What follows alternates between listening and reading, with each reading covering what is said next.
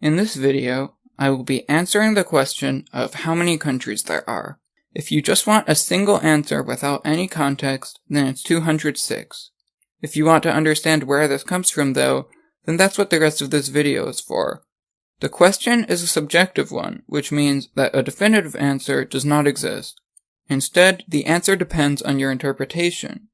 This doesn't mean it's impossible to answer though, and that's why I wanted to make this video.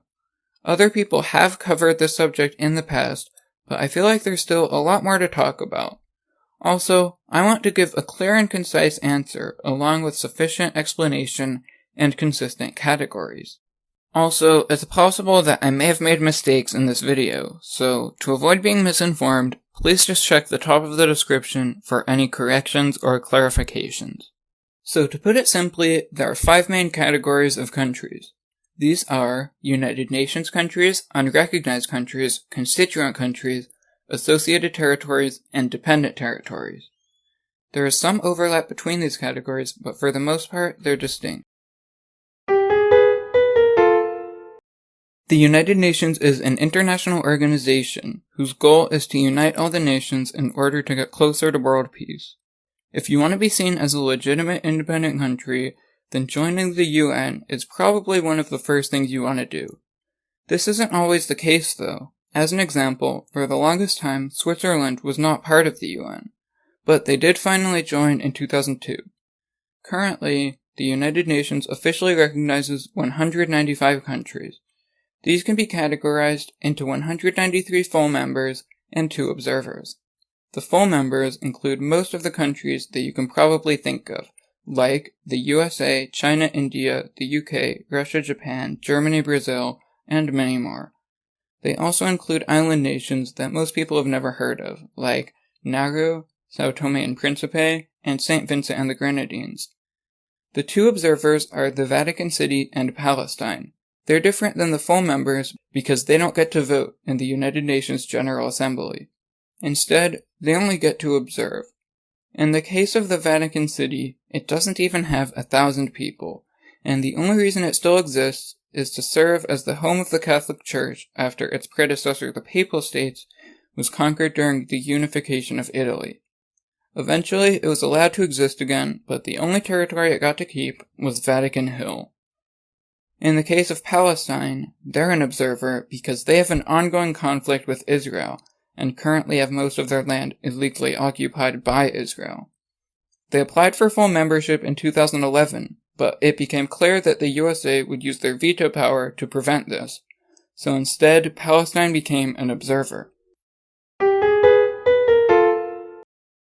The next category is unrecognized countries. Each one controls its own territory, but is unrecognized by at least one UN member. There are 16 of them. In order from most to least recognition, they are Cyprus, Armenia, South Korea, North Korea, China, Israel, Palestine, Kosovo, Western Sahara, Taiwan, Abkhazia, South Ossetia, Northern Cyprus, Transnistria, Artsakh, and Somaliland. The first 7 are all UN countries, which means they were already covered in the previous section. The remaining 9 are more complicated though, so I think they each deserve their own explanation, but feel free to skip to the next chapter if you want. Firstly, there's Kosovo. It's recognized by 98 UN members, which is just barely a majority. Yugoslavia broke up in the 90s, and then in 2006, Montenegro split from Serbia. 2 years later, in 2008, the Albanians of Kosovo declared independence from Serbia. But unlike Montenegro, which did so in a Serbian-approved referendum, Kosovo did so without Serbian approval, and as a result, doesn't have the same level of international recognition. The next one is Western Sahara, with UN recognition of 39. It had been a Spanish colony for a long while, but in 1975, Spain left. They had an agreement between Morocco and Mauritania that would divide the land between them. When they tried to annex their respective sections, though, they faced resistance from the native Sahrawi people, who declared their independence officially known as the Sahrawi Arab Democratic Republic. Out of their claimed land, Morocco currently controls about 75%. Meanwhile, Mauritania has actually dropped its claim and now recognizes their independence. Then there's also Taiwan, with official recognition of 14. The Chinese Civil War was a conflict between the Communist People's Republic of China and the original Republic of China. After the war ended in 1950, the Communists controlled the entirety of the mainland and Hainan. Meanwhile, the original Republic of China only controlled the island of Taiwan, and both sides saw continuing the war as not worth it. For a long while, the UN actually recognized the Republic of China as the only legitimate Chinese government, but in 1979 it was completely replaced by the People's Republic. Currently, Taiwan is only officially recognized by 14 members, but it's actually unofficially recognized by a lot more. That's because China has a significant amount of economic influence, and they refuse to trade with any country that officially recognizes Taiwan, so most countries just go along with it. The next two are Abkhazia and South Ossetia, with UN recognition of 6 and 5 respectively. They usually go hand in hand. In 1991, Georgia declared independence from the Soviet Union, but by 1992, the regions of Abkhazia and South Ossetia declared independence from Georgia. This caused a war against Georgia, in which they each achieved de facto independence. They lacked international recognition until 2008, when they allied with Russia and won another war against Georgia. Next is Northern Cyprus, with recognition from only one member. For centuries, the island of Cyprus has been divided into communities of Greeks and Turks. It had been part of the British Empire, but in 1960, they gave up control and set up a compromise government, in which Greece and Turkey could both have armies there to keep peace. The compromise didn't work, though, because the Greeks wanted to be united with Greece and the Turks wanted a partition. In 1974, nationalists and the Greek army took control of the government. As a response, Turkey invaded the northern part of the island and eventually set up the Turkish Republic of Northern Cyprus. Currently, it's recognized only by Turkey. The next three don't have any UN recognition, but they do still control their own territory. The first of these is Transnistria. The name refers to the region between the Dniester River and the Ukrainian border. While the Soviet Union was disintegrating in 1990, Moldova was undergoing democratic reforms and moving towards independence. So the Russians and Ukrainians of the Transnistria region declared independence from the SSR of Moldova, officially known as the Pridnestrovian Moldavian Republic. This eventually caused a war with the newly independent Moldova, in which Transnistria achieved de facto independence. Artsakh has a similar story. After Azerbaijan declared independence from the Soviet Union in 1991, the Armenians of the Nagorno-Karabakh region declared independence from Azerbaijan, officially known as the Republic of Artsakh. After they allied with Armenia in a war against Azerbaijan and won de facto independence, there were areas they claimed but didn't control, as well as areas they controlled but didn't claim. The situation remained the same for many years, but in September 2020, they went to war again, and Azerbaijan won a significant amount of territory. The ceasefire agreement looks like this, but it's so recent that it's hard to say anything for certain. Transnistria and Artsakh are special because they, along with Abkhazia and South Ossetia, all recognize each other in a mutual friendship. And then finally, there's Somaliland. During the colonial era, there was British Somaliland and Italian Somalia. In 1960, they were combined and given independence. In 1991, though, the Somali Civil War started, in which various groups started to fight over control of Somalia. One of these groups was the Somali National Movement. They controlled the north, and so they declared independence as the Republic of Somaliland. Despite controlling their own territory and having a functioning government, they still don't have any kind of international recognition. The next category is Constituent Countries. This is a system in which one country is composed of multiple smaller countries. There are only 3 examples of this in the world. The United Kingdom is made up of England, Scotland, Wales, and Northern Ireland, all of which are considered constituent countries. The status of Northern Ireland is actually slightly different than the other three, but for most purposes, it just makes sense to consider it a constituent country. The other two examples are Denmark and the Netherlands. The Danish realm is made up of Denmark proper, Greenland, and the Faroe Islands. Meanwhile, the Kingdom of the Netherlands is made up of the Netherlands proper, Aruba, Curaçao, and Sint Maarten.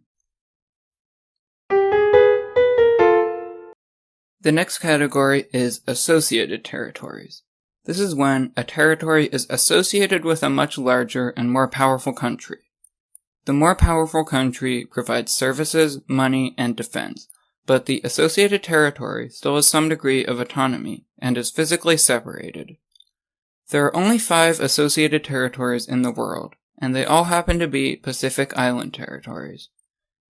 Palau, Micronesia, and the Marshall Islands are in a compact of free association with the USA. Meanwhile, Niue and the Cook Islands are freely associated with New Zealand.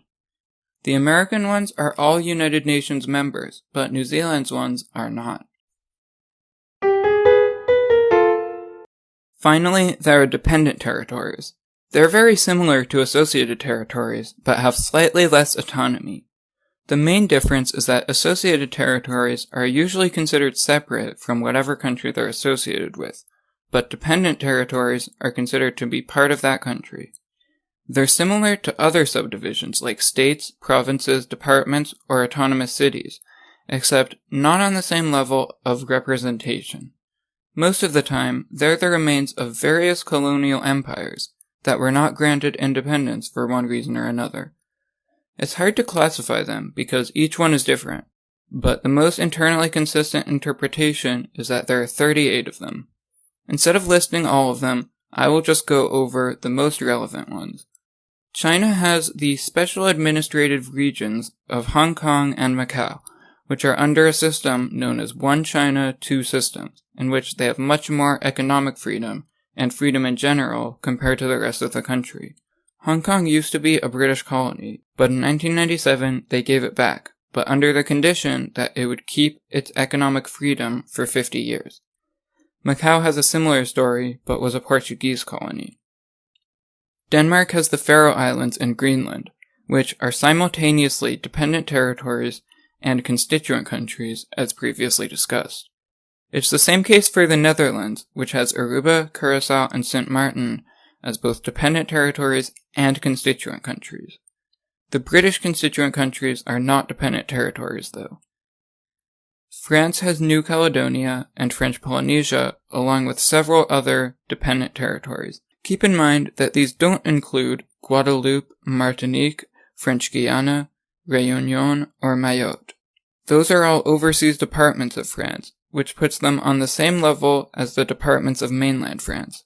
The UK has the crown dependencies of Jersey, Guernsey, and the Isle of Man, as well as overseas territories including Gibraltar, Bermuda, the Cayman Islands, and a lot more. The USA has the unincorporated territories of Puerto Rico, Guam, the US Virgin Islands, American Samoa, and the Northern Mariana Islands.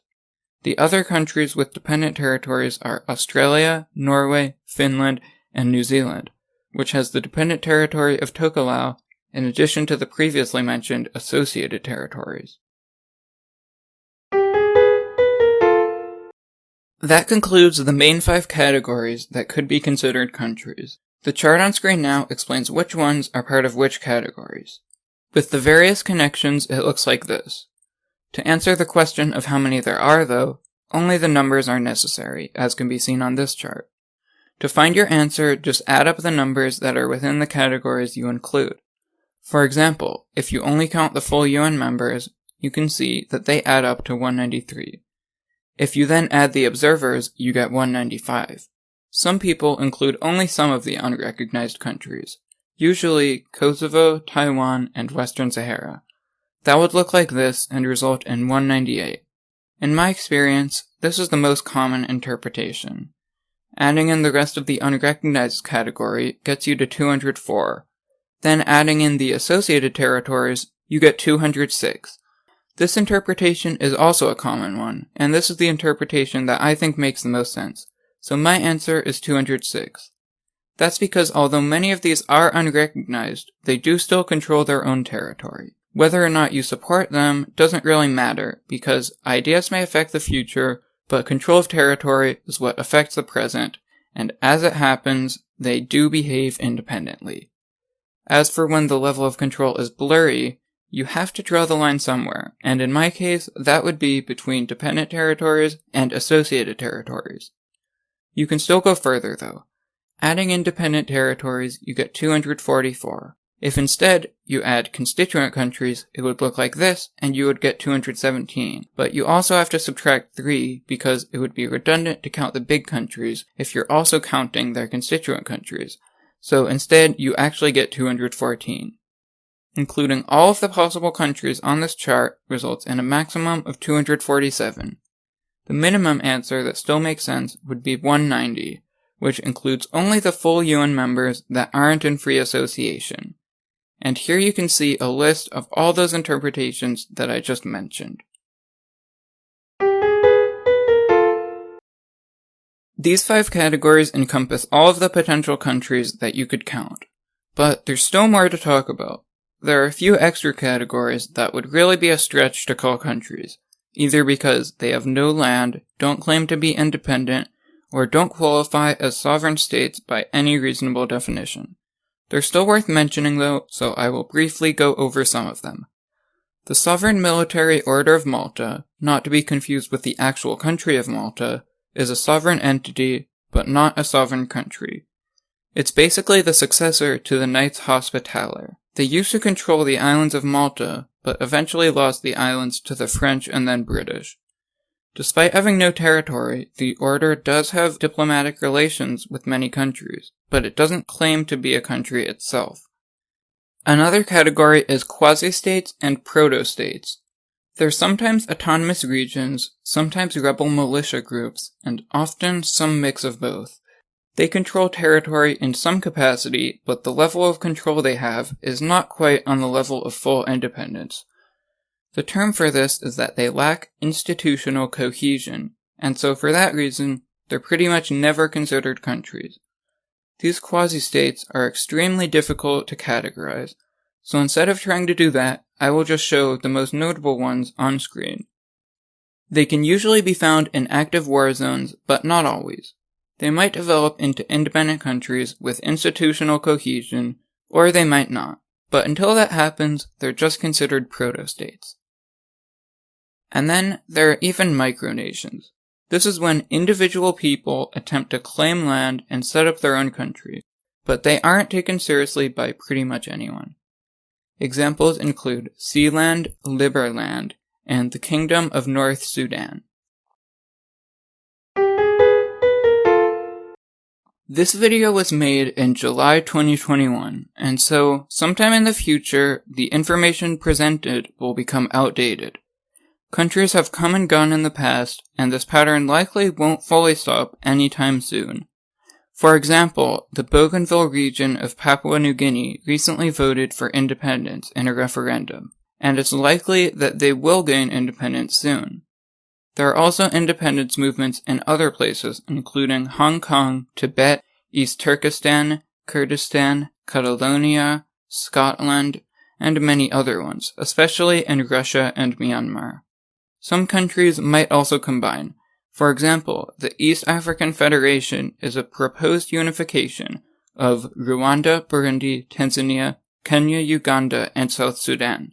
Russia and Belarus might unite, and likewise Romania and Moldova could unite. Korean unification is also a possibility, similar to what happened with East and West Germany in 1990.